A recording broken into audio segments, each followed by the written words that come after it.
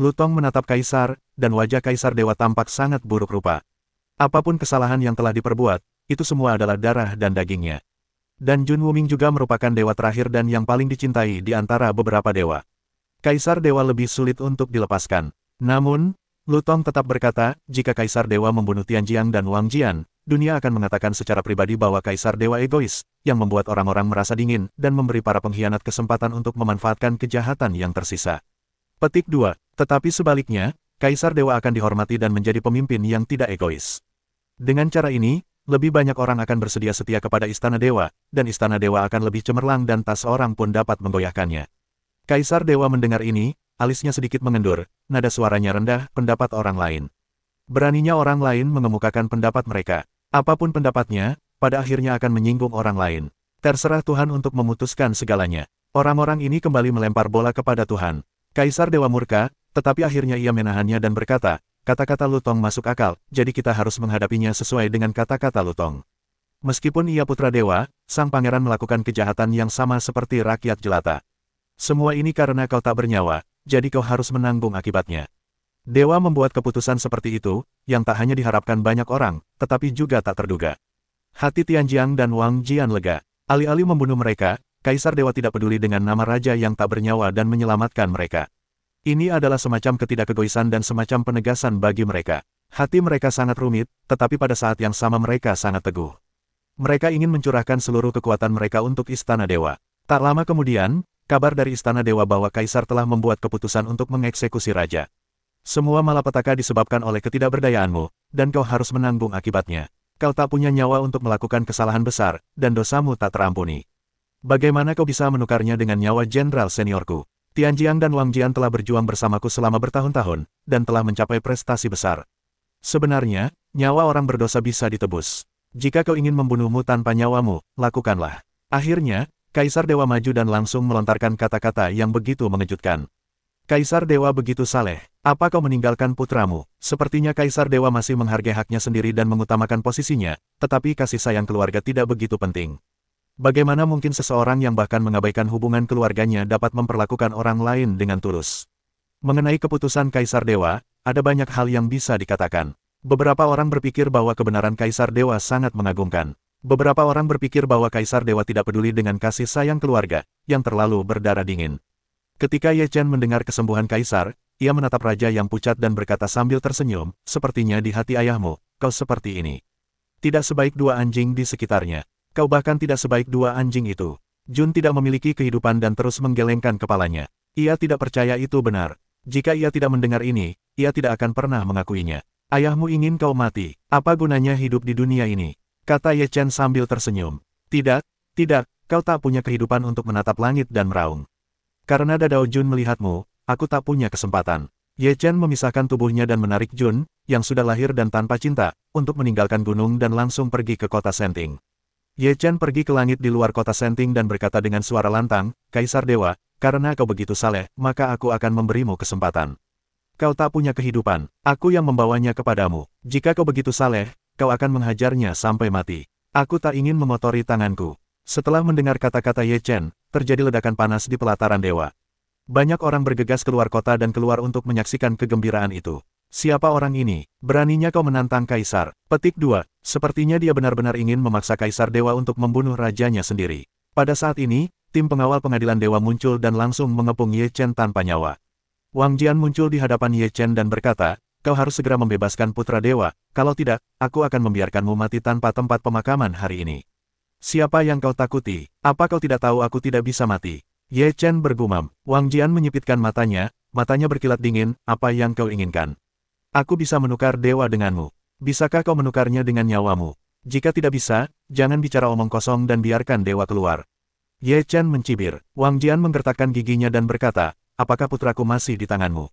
Putramu bukan di tanganku, bukan di tangan Tuhan. Aku membayarmu setiap hari. Kau benar-benar punya putra yang baik. Jika kau tidak mati, dia harus membayarmu terus-menerus. Jadi aku memintanya untuk berdoa agar kau cepat mati agar dia tidak perlu menderita. Ye Chen berkata sambil tersenyum. Wang Jian sangat membencinya hingga seluruh tubuhnya gemetar, mengepalkan tinjunya, dan berkata, Ye Chen, jangan berpuas diri. Kau akan jatuh ke tanganku. Saat itu tiba, aku harus menggunakan hukuman yang paling kejam untuk membuatmu tidak bisa hidup atau mati. Ye Chen tersenyum dan berkata, tidak akan ada hari seperti itu. Suatu hari nanti kau akan jatuh ke tanganku. Aku akan menghitung berapa banyak orang yang kau bunuh, lalu memotongmu berkeping-keping. Wajah Wang Jian sangat muram, dan dia berkata, bagaimana kalau kau tidak mati? Aku akan membunuhmu sekarang. Wang Jian berkata, dan Ye Chen bergegas menuju Ye Chen. Pada saat ini, Jun Wuming menjerit kesakitan. Wang Jian segera berhenti, wajahnya berubah muram. Ye Chen tersenyum dan berkata, jangan bertindak gegabah. Mungkinkah ada jejak jiwaku di benakmu yang tak bernyawa? Jika kau main-main, begitu tubuhku hancur, kau akan mati. Lalu kau akan membunuh Jun Wuming. Meskipun Kaisar Dewa tidak mengatakan apa-apa, apa yang akan dia pikirkan?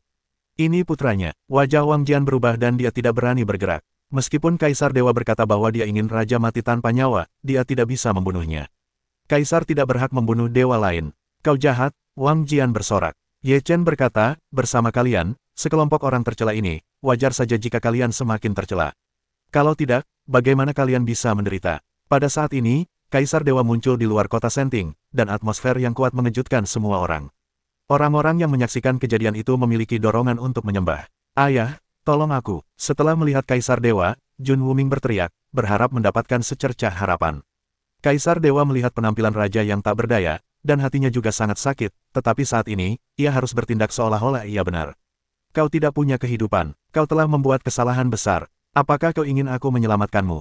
Kau terkutuk. Dewa berkata dengan marah, tetapi hatinya sangat sakit. Setelah mendengar ini, kau putus asa dan putus asa. Ye Chen menatap ekspresi Jun Wuming yang putus asa, lalu menatap Kaisar Dewa, lalu berkata sambil tersenyum, Kaisar Dewa benar-benar saleh.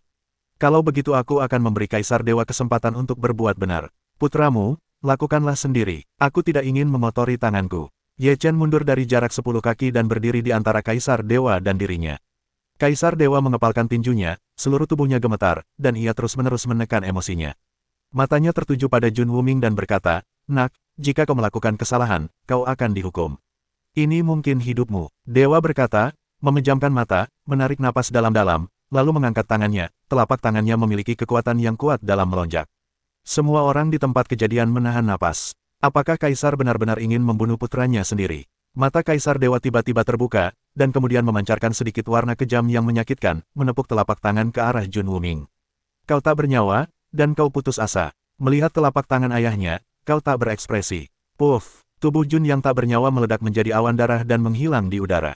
Semua orang tampak konyol. Kaisar Dewa benar-benar membunuh putranya sendiri.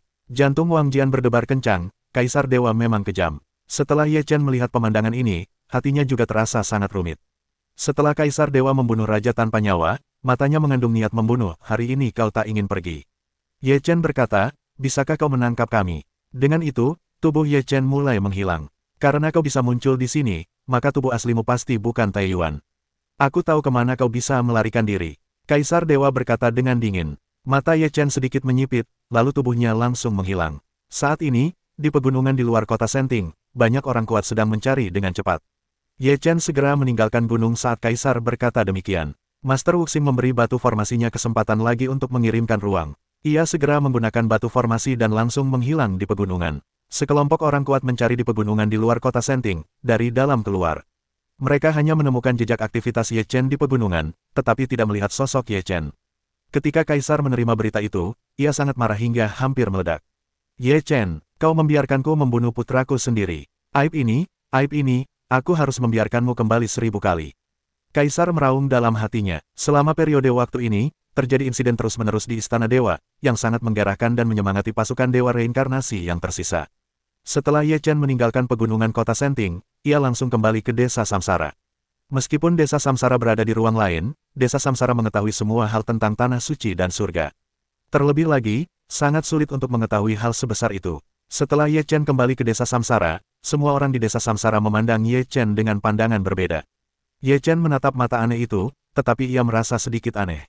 Kemudian ia menghampiri Tuan Wuxing. Setelah melihat Ye Chen, Tuan Wuxing tertawa. Anak baik, akhir-akhir ini aku banyak melakukan hal di luar. Tuan Wuxing menepuk bahu Ye Chen dan tertawa. Ye Chen berkata, Tuan, apakah kalian semua tahu? Tuan Wuxing berkata sambil tersenyum, apakah menurutmu desa Samsara benar-benar terisolasi dari dunia? Meskipun kami tinggal di tempat ini, kami sangat jelas tentang segala sesuatu di luar. Kalau tidak, bagaimana kami bisa menyelamatkanmu sejak awal? Kali ini, kau telah membereskan para bajingan di Istana Dewa, terutama putra dewa yang terpaksa membunuh putranya sendiri. Sungguh menyenangkan. Ye Chen terkekeh malu-malu dan berkata, Tuan, jangan terlalu memujiku. Aku akan bangga. Tuan Wuxing berkata, jika kau tidak ingin bertemu kepala desa nanti, aku akan minum-minum denganmu.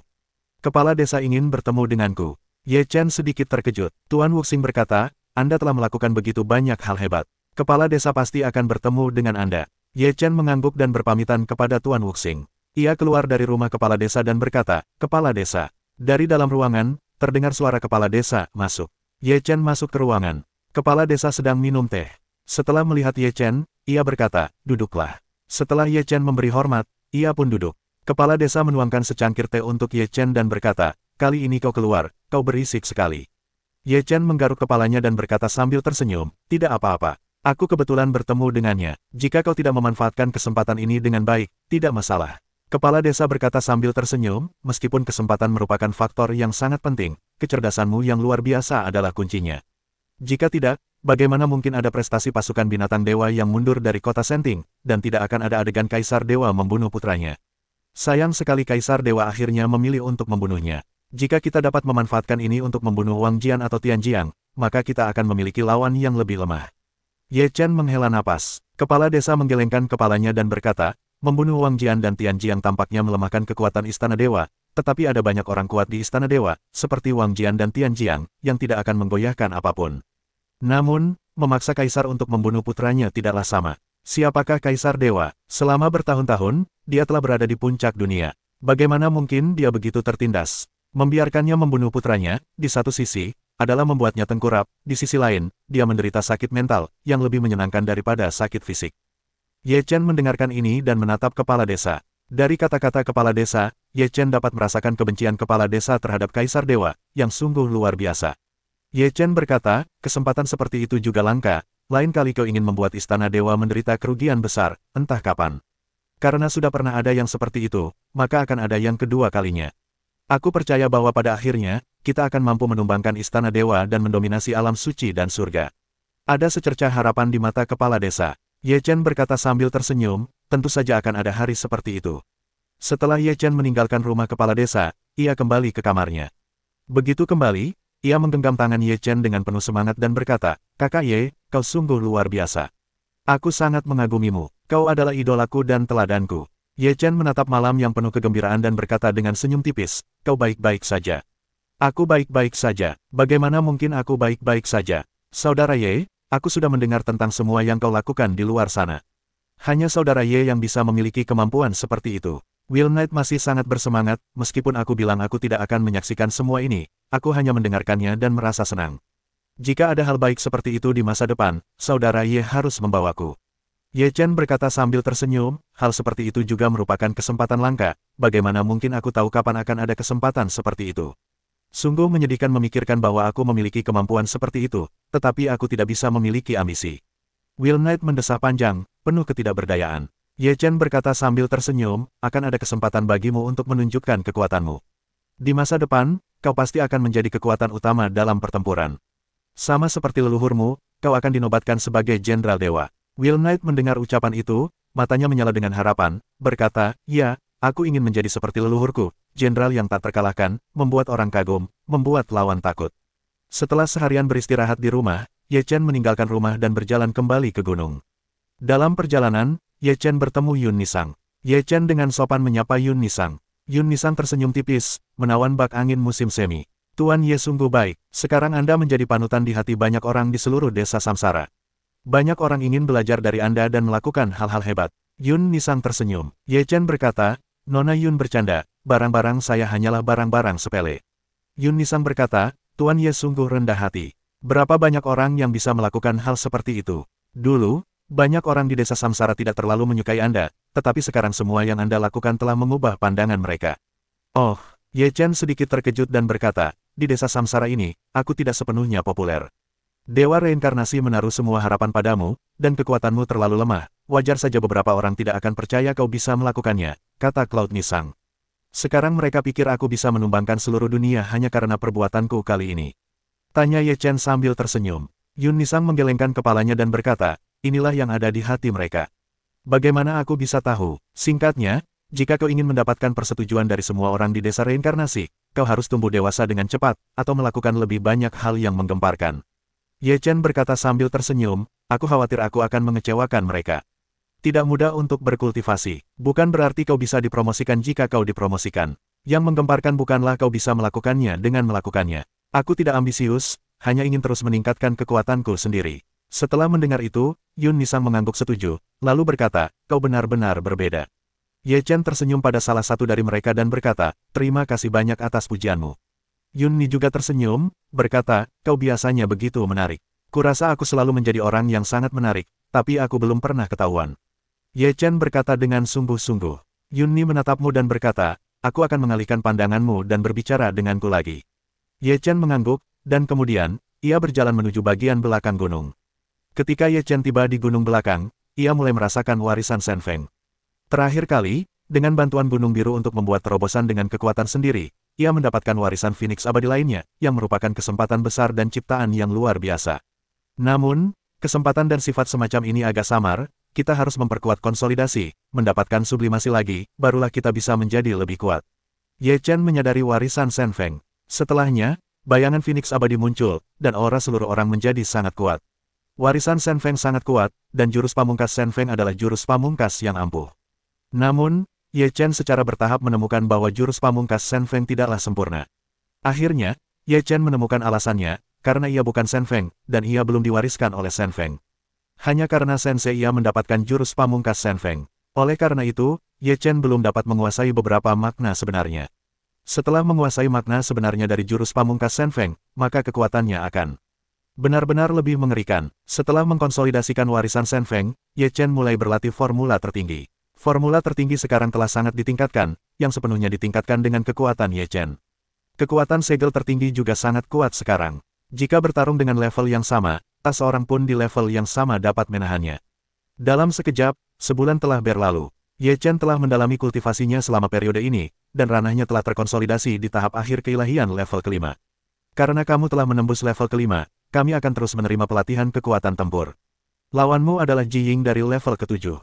Pada hari ini, Lin Luo muncul di luar kamar Ye Chen dan berkata, masih bersandar di pintu. Will Knight menyipitkan mata ke arah Lin Luo, berkata, kamu tidak harus bergantung pada dinding setiap saat, oke? Apa menurutmu itu keren? Lin Luo mengabaikan Knight, berbalik dan keluar. Ye Chen juga berjalan keluar kamar, lalu berjalan bersama Lin Luo ke tempat pelatihan kekuatan tempur. Lin Luo berkata, aku tahu level ke-6 sudah tidak menantangmu lagi. Yang ingin kau tantang sekarang adalah level ke-7. Dengan cara ini, kau bisa memberikan tekanan, merangsang potensimu, dan menyadari arti sejati keilahian dalam pertempuran. Ye Chen sangat setuju dan menatap lawannya, Ji Ying. Ia seorang pemuda berusia 18 atau 9 tahun. Ia sangat tampan, sesuai namanya. Ye Chen berkata, Ji Ying, jangan biarkan air mengalir. Berikan aku semua yang kau bisa di awal. Selama kau tidak bisa membunuhku, kau bisa bertarung di alam baka. Setelah mendengar itu, Ji Ying melirik Lin Luo, dan Lin Luo mengangguk pelan. Ji Ying tidak ragu. Kekuatan sihir tiba-tiba keluar, yang tak tertandingi dan langsung memberi Ye Chen tekanan yang kuat. Ye Chen berteriak, bagus, lalu menjalankan formula tertinggi. Kedua tangannya dengan cepat bereaksi dan membentuk segel tertinggi. Segel tertinggi itu bersinar terang dan menekan masa lalu ke arah Ji Ying. Kekuatan sihir Ji Ying meledak dengan dahsyat. Melihat segel tertinggi Ye Chen menekan, Ji Ying meraung, Tian Bao Kuan. Tinju Ji Ying melesat, kekuatannya dahsyat, bagaikan air terjun yang menggantung terbalik, megah, dan segel tertinggi saling bertabrakan. Tinju Ji Ying lebih kuat dari Ji Ying, dan tinju Ji Ying lebih dahsyat. Segel tertinggi bergetar terus-menerus di bawah hantaman momen itu, dan retakan muncul di atasnya. Kekuatan ilahi Ye Chen terus bergulir, dan kekuatan ilahi itu telah meledak hingga batasnya. Dewa Phoenix, bunuh. Ye Chen meraung lagi, dan Dewa Phoenix muncul di belakangnya. Dua sinar cahaya keluar, dan kekuatannya mengerikan. Ji Ying melihat Dewa Phoenix, bunuh, bunuh, dan bunuh, di dalam hatinya, juga tak tertandingi. Sebagai dewa tingkat kelima, sangat jarang melihat kekuatan mengerikan seperti itu meledak. Kekuatan sihir Ji Ying meletus sepenuhnya. Ia merasa jika ia tidak mengerahkan seluruh kekuatannya, ia tidak akan bisa mengalahkan Ye Chen sepenuhnya. Kekuatan sihir Ji Ying sepenuhnya dicurahkan pada tinju Tianbao. Kedua tinju itu menjadi sangat besar dan bertabrakan dengan salib dewa Ye Chen. Boom! Pada saat ini, dua kekuatan dahsyat meledak, salah satunya menghantam area di sekitarnya, membuat udara bergetar dan beriak. Meskipun salib dewa Ye Chen mengerikan, Ji Ying jauh melampauinya dalam hal kekuatan. Tinju Tianbao Ji Ying menghancurkan salib dewa dan membombardir Ye Chen. Ye Chen juga tidak memiliki pertahanan, langsung mengandalkan tubuhnya untuk bertahan. Ji Ying terkejut dan berkata, "Saudara Ye Chen, hati-hati." Ji Ying tidak dapat menahan tinjunya, juga tidak dapat melihat Ye Chen menahan pukulan. Ye Chen hanya tersenyum, lalu tinju Ji Ying mengenai tubuhnya, tubuh Ye Chen terlempar keluar, menghantam tanah dengan keras.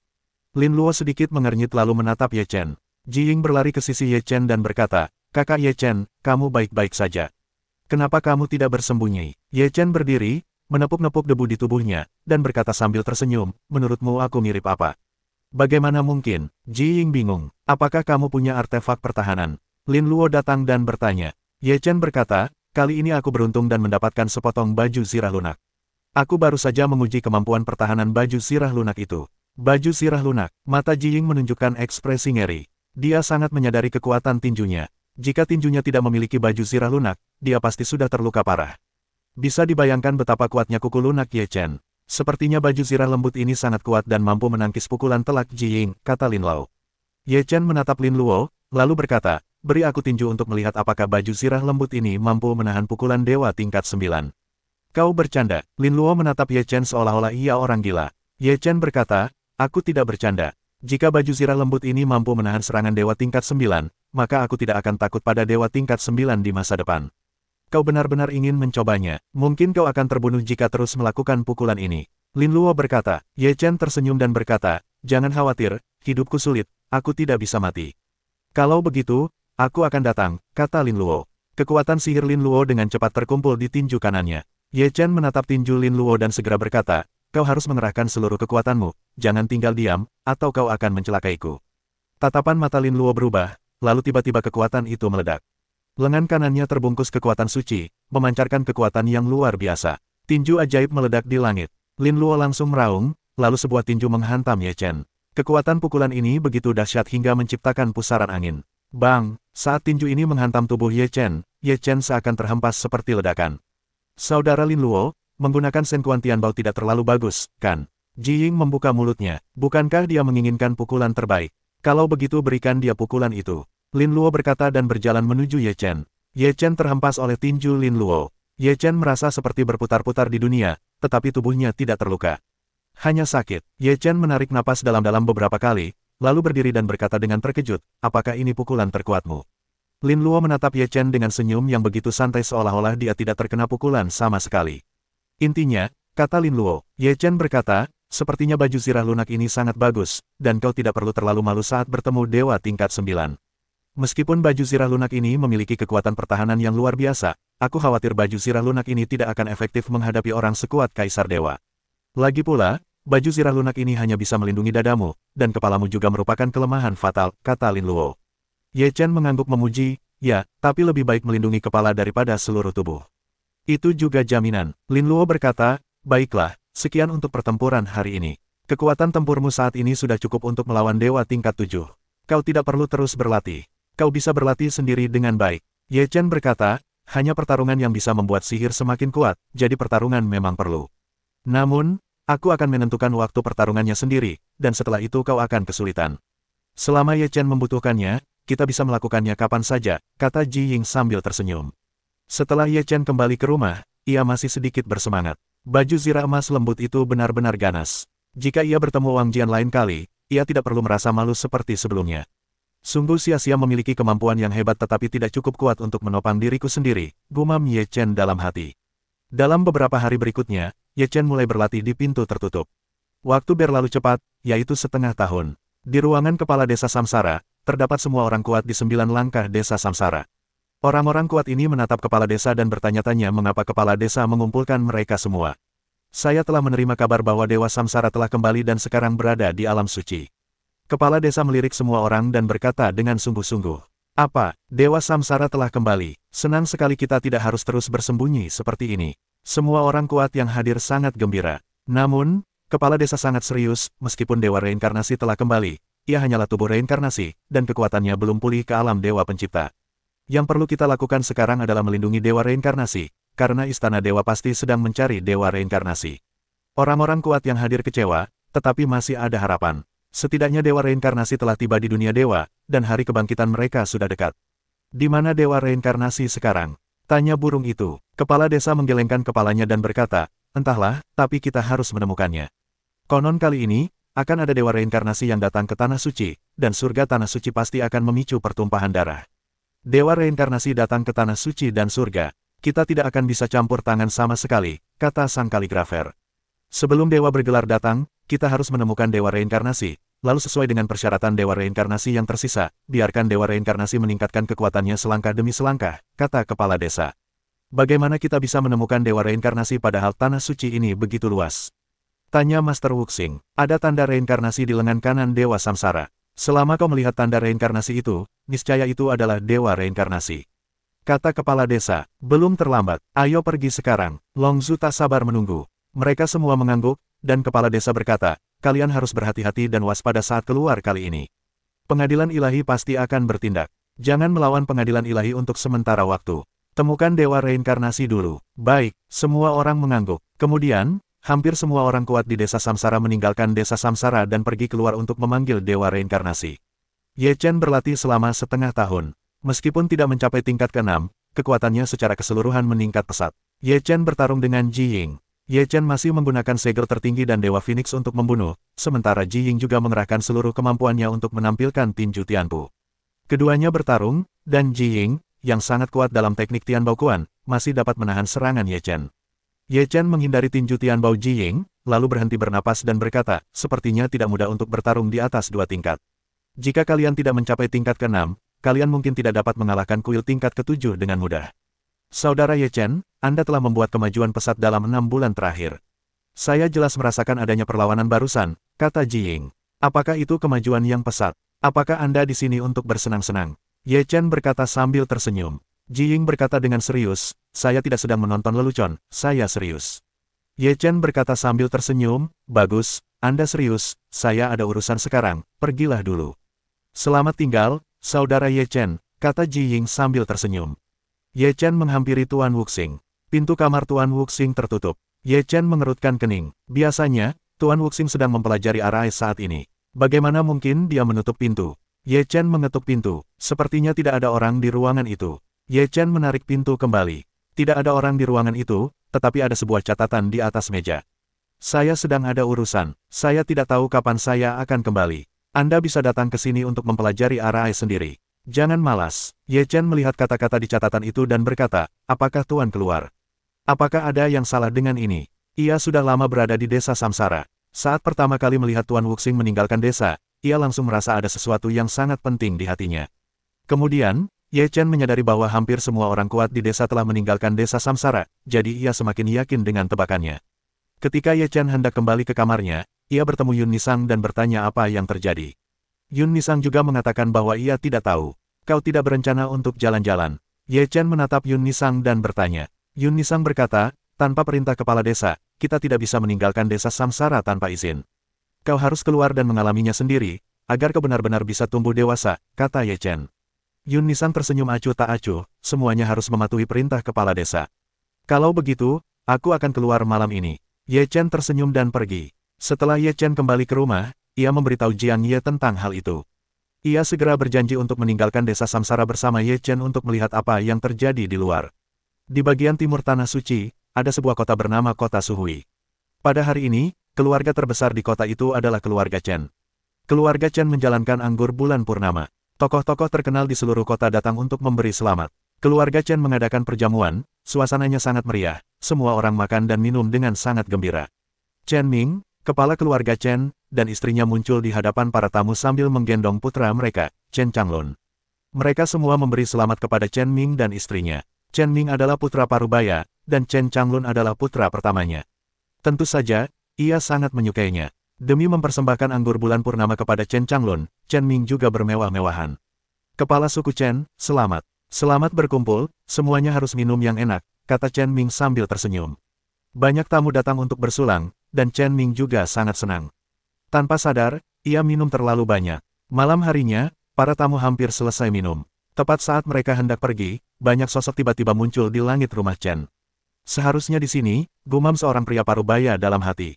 Bunuh semua orang di sini, entah dia di sini atau tidak. Tatapan mata pria parubaya lainnya dipenuhi niat membunuh. Bunuh, Sosok di atas keluarga Chen segera menyerbu ke arah keluarga Chen, dan kekuatan magis di sekujur tubuh meletus, yang merupakan awal dari pembunuhan itu. Para tamu minum terlalu banyak, dan sudah terlambat bagi mereka untuk bereaksi. Ah, tidak, para tamu dan orang-orang dari keluarga Chen berteriak. Chen Ming melihat begitu banyak orang masuk ke rumah Chen untuk membunuh. Wajahnya berubah drastis. Ia segera berkata, "Nyonya, bawa Changlun bersembunyi." Istri Chen Ming juga pucat pasi karena ketakutan, tetapi sebagai seorang ibu, di bawah kasih sayang seorang ibu, istri Chen Ming tidak terlalu peduli. Chen Changlun berlari ke dalam ruangan. "Siapa kau? Kenapa kau membunuh orang-orangku?" seru Chen Ming. "Kalian semua orang yang sekarat. Tak perlu tahu banyak." Pria parubaya itu bergumam dengan nada meremehkan, lalu menunjuk Chen Ming. Sebuah cahaya melintas di masa lalu, dan kepala Chen Ming pun meledak. "Jangan lepaskan siapapun, terutama anak-anak," kata pria parubaya itu dingin. Sesaat kemudian, keluarga Chen telah mengalir ke sungai darah, dan tak seorang pun yang tinggal di ruang makan. Mereka semua telah jatuh ke dalam genangan darah. "Cari aku dengan saksama. Jangan lepaskan makhluk hidup apapun," perintah pria parubaya itu. Mereka semua memasuki rumah Chen, menggeledah dan membunuh mereka ketika mereka melihat mereka masih hidup. Istri Chen Ming, menggendong Chen Changlun, bersembunyi di ruang rahasia keluarga Chen, gemetar seluruh tubuhnya. Wajahnya pucat dan matanya penuh ketakutan. Chen Changlun terdiam, menghadapi hal seperti itu, ia tak menangis. "Kapten, aku sudah mencarinya dan tidak menemukan anak itu," kata seorang pria. "Tidak mungkin, mereka pasti masih di sini. Kalau kalian cari dengan teliti, aku rasa mereka tidak akan menguap," teriak pria parubaya itu. "Ya, semua orang terus mencarinya. Bakar aku akan lihat berapa lama kalian bisa menyimpannya." Senyum sinis pria parubaya itu membuat seluruh keluarga Chen terbakar. Seluruh keluarga Chen terbakar dan menerangi langit malam. Istri Chen Ming terjebak dalam api, dan asapnya mengepul. Sekalipun ia menggunakan kekuatan sihirnya untuk menahan asap, ia tidak bisa menahan api terlalu lama dengan kekuatan Chen Ming yang terbatas.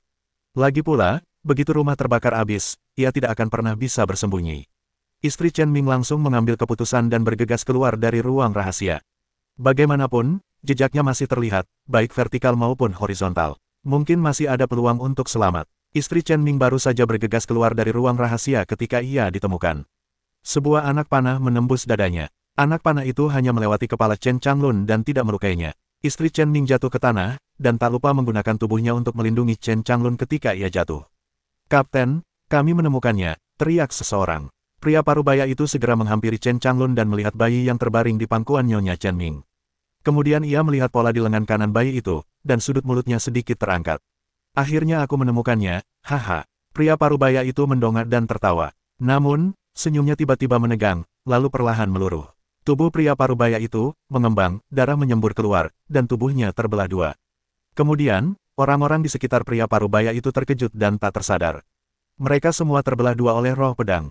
Hanya dalam 2 tarikan napas, semua orang yang menghancurkan keluarga Chen telah tewas. Pada saat ini, sang kaligrafer muncul di langit rumah Chen, lalu memandangi mayat-mayat yang berserakan di tanah, menghela napas dalam-dalam, lalu menghampiri bayi itu dan melaporkannya.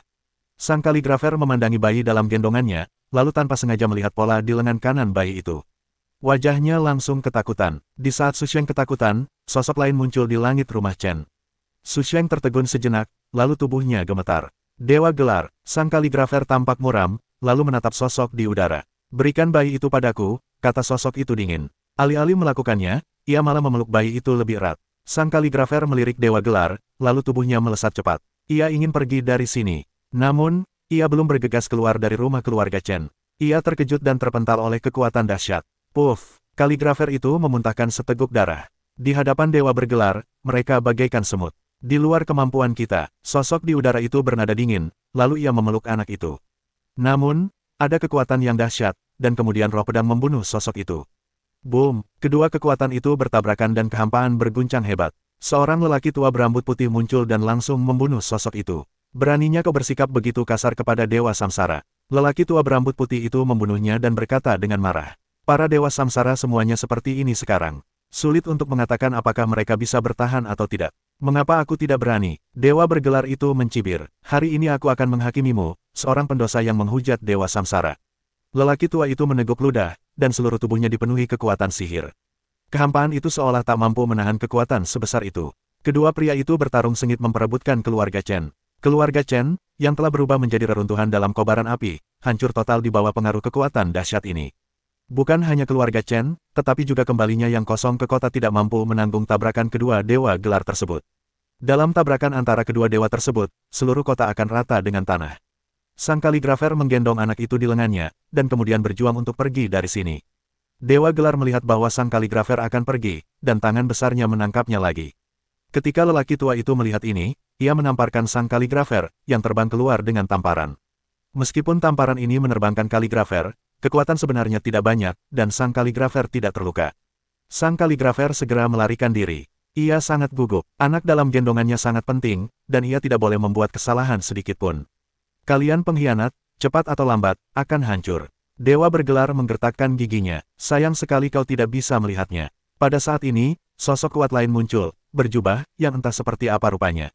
Ketika pria berjubah itu muncul, ia memegang palu dan menghantamkannya ke Dewa Bergelar. Boom! Dewa Bergelar segera menghindari palu itu. Kekuatan palu ini begitu dahsyat hingga langsung membuat lubang besar di kehampaan. Pria tua itu bersukacita dalam hatinya, lalu ia membunuh Dewa Bergelar. Pria berjubah itu kembali mengayunkan palunya dan menghantamkannya ke Dewa Bergelar. Boom! Boom! Kedua dewa kuat itu pun dihadang oleh yang kuat. Palu pria berjubah itu kemudian menghantamkannya, dan Dewa Bergelar pun terhempas. Boom! Dewa Bergelar memuntahkan banyak tenaga dan berkata, siapakah kau? Pria berjubah itu menatap Dewa Bergelar dan berkata, aku leluhurmu. Saat si penjubah mengatakan ini, palu pria berjubah itu telah hancur, dan kepala dewa itu pecah. Tinggal satu dewa yang tersisa di dunia ini, kata pria berjubah itu lirih. Sang kaligrafer menggendong bayi itu dan pergi tanpa peduli apapun. Hingga ia tak dapat melihat keluarga Chen sepenuhnya, ia merasa lega. Sang kaligrafer mencari tempat yang ada airnya, lalu menyingkirkan bayi itu. Ia duduk di tanah dan mulai berlatih. Baru saja ia terkena Dewa Bergelar, dan organ dalamnya hampir hancur. Ia cukup kuat untuk menopangnya sampai sekarang. Ia tetaplah semut jika kau tak punya dewa. Sang Santo Buku mendesah. Sang kaligrafer berhasrat menjadi dewa. Jika daftar dewa tidak terputus, ia pasti sudah menjadi dewa sekarang. Ia telah diberkati oleh daftar dewa, dan telah menjadi dewa yang kuat. Kini, ia masih memiliki kesempatan untuk menjadi dewa, dan semua harapan ini terletak pada bayi di sampingnya. Sang kaligrafer memandangi bayi di sekitarnya. Ia tidak menyangka bahwa dewa reinkarnasi yang mereka cari hanyalah seorang bayi. Di reruntuhan keluarga Chen, dewa yang bergelar telah lenyap. Seorang lelaki tua lain menatap lelaki berjubah itu dan berkata dengan ragu, bolehkah aku tahu namamu? Kau tidak perlu tahu bahwa meskipun dewa reinkarnasi hanyalah seorang bayi, dewa reinkarnasi tidak menghapus ingatan dalam reinkarnasi, jadi ia tetaplah dewa reinkarnasi, tanya lelaki berjubah itu. Petik 2. Apa artinya itu? Lelaki tua itu ragu. Selama dewa reinkarnasi tumbuh dewasa, maka kekuatan dewa reinkarnasi juga akan pulih, tanya lelaki berjubah itu. Bagaimana kau tahu? Tanya lelaki tua itu dengan heran. Pria berjubah itu berkata, ada beberapa hal yang tidak kamu ketahui. Kamu harus melindungi dewa reinkarnasi. Setelah dia pulih kekuatannya, masih banyak hal yang harus dilakukan dewa reinkarnasi. Ketika pria berjubah itu selesai, tubuhnya lenyap dalam sekejap. Kepulangan kosong ke kota dalam semalam menjadi reruntuhan, yang segera menyebar di tanah suci surga. Mereka yang tahu alasannya memikirkan kemana bayi itu pergi, dan mereka yang tidak tahu alasannya memikirkan apa yang terjadi pada kota kosong itu. Pengadilan ilahi. Di kuil, mata Kaisar Ilahi sedikit muram. Mereka telah menerima pesan yang jelas bahwa dewa reinkarnasi ada di keluarga Chen.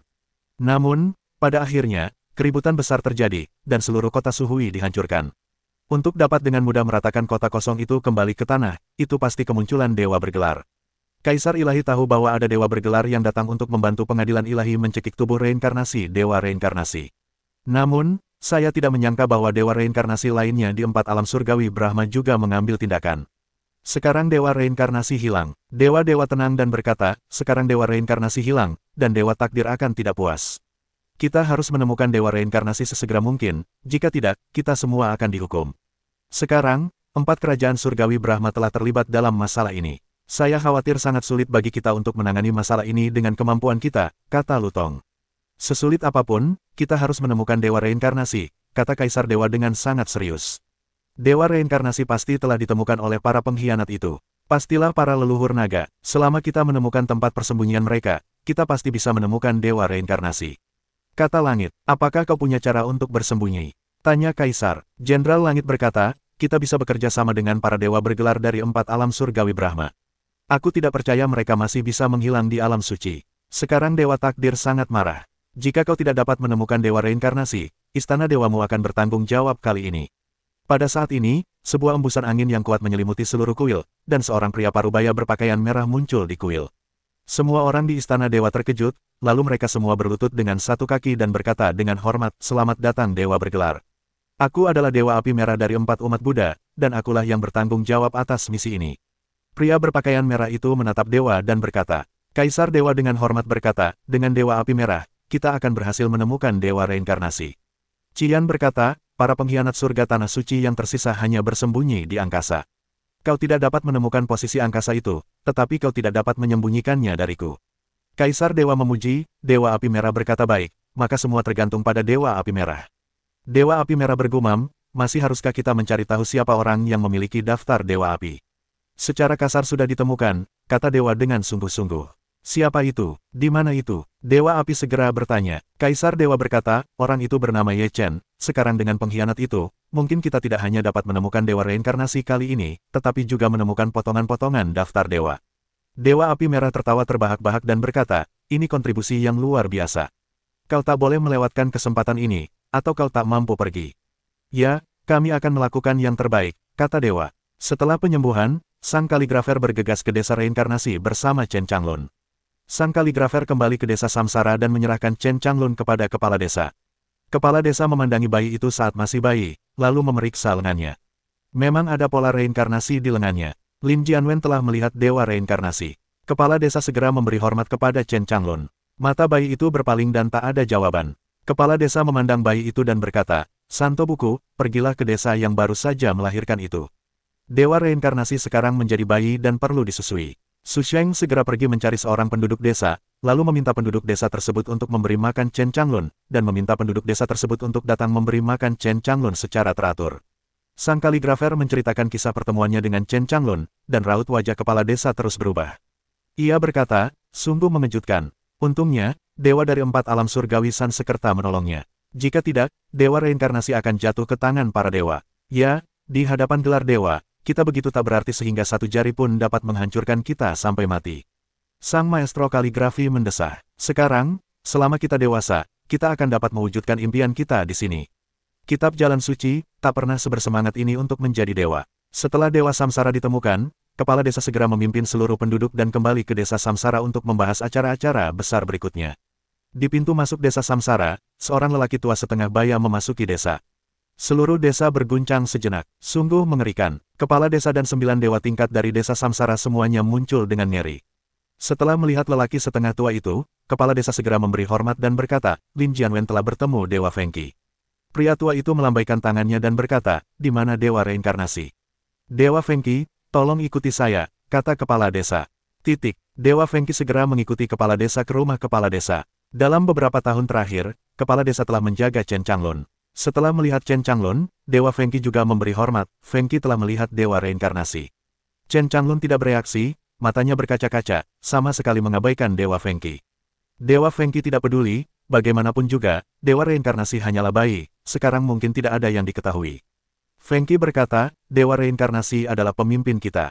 Hanya ketika Dewa Reinkarnasi kembali, kita dapat sepenuhnya berdiri, dan pemilik fragmen daftar segel dewa juga ada di pihak kita. Kita pasti akan menjadi pemenang terakhir kali ini. Yang lebih merepotkan sekarang adalah istana dewa benar-benar gila mencari kita, dan ada juga bantuan dari para dewa gelar dari 4 alam surgawi Brahma. Aku khawatir mereka akan menemukan tempat ini, dan itu akan lebih merepotkan saat itu. Petik 2. Mereka tidak dapat menemukannya di sini. Itu dibangun oleh salah satu makhluk surgawi yang tak berwarna. Itu bukan sesuatu yang dapat dibandingkan dengan 4 dewa Brahman, kata Dewa Fengqi. Dewa Samsara terlalu penting, jadi Dewa Takdir pasti akan mengirim orang yang lebih kuat untuk menghadapi kita, dan mungkin yang terkuat di 18 hari dunia warna, kata kepala desa. Fengqi berkata, yang kuat di dunia warna selama 18 hari tidak mudah muncul. Begitu mereka muncul, mereka ditakdirkan untuk mengguncang seluruh dunia dewa. Semuanya mungkin, dan kita harus merencanakannya, kata kepala desa dengan hati-hati. Dewa Fengqi mengangguk sedikit dan berkata, kau benar, tapi kita mungkin tidak akan memiliki orang kuat di dunia warna selama 18 hari. Lalu ia berkata, lihatlah sungai Maple, kalau tidak mengejutkan. Sekarang yang terpenting adalah bersembunyi dan menunggu Dewa Reinkarnasi tumbuh dewasa. Kekuatan Dewa Reinkarnasi akan meningkat seiring bertambahnya usia Dewa Reinkarnasi. Selama kita bisa membuat Dewa Reinkarnasi tumbuh dewasa dengan lancar, maka kita akan menyelesaikan tugas ini. Selama kita tidak bisa ditemukan di kuil, di sini aman, kata kepala desa. Selama periode ini, aku akan menjadi penjaga desa Samsara. Fengqi Shinto, itu Dewa Fengqi. Kepala desa bersyukur. Ngomong-ngomong, bagaimana dengan orang yang membawa pecahan daftar dewa itu? Di mana sekarang? Tanya Feng Xi. Dia pergi berlatih dan belum kembali, tanya kepala desa. Keluar dan berlatih sekarang. Bagaimana kau bisa mengeluarkannya dari desa samsara? Bagaimana jika terjadi sesuatu? Dewa Feng Qi sangat tidak puas dengan jalannya. Kepala desa berkata, desa samsara hanyalah tempat persembunyiannya, bukan tempat untuk menahannya, jadi kita tidak berhak melarangnya keluar. Dewa Feng Qi bergumam, kepingan daftar Dewa Feng Qi ada padanya, yang sangat penting. Jika dia ditangkap oleh Istana Dewa dan kepingan daftar Dewa Feng Qi hilang, apa gunanya semua ini? Untuk menemukannya kembali, dia harus tinggal di desa Samsara, dan hanya ketika Dewa Samsara dewasa dia dapat meninggalkan desa. Kepala desa melihat Dewa Feng Qi sudah murka, jadi ia harus berkata kepada burung itu, pergilah keluar untuk mencari Ye Chen dan bawa Ye Chen kembali. Baik, burung itu mengangguk dan meninggalkan rumah kepala desa. Baiklah, kalian semua bubar. Dewa Feng Qi melambaikan tangannya, mereka semua bubar satu demi satu, hanya menyisakan kepala desa, Dewa Feng Qi, dan Chen Changlun di ruangan itu. Dewa Feng Qi menatap Chen Changlun dengan tatapan aneh. Mata kepala desa sedikit menyipit, tetapi ia tidak mengatakan apa-apa. Setelah meninggalkan desa Samsara, Seng segera menerima pesan dari kepala desa, Seng, temukan Ye Chen, lindungi dia, dan jangan kembali untuk sementara waktu.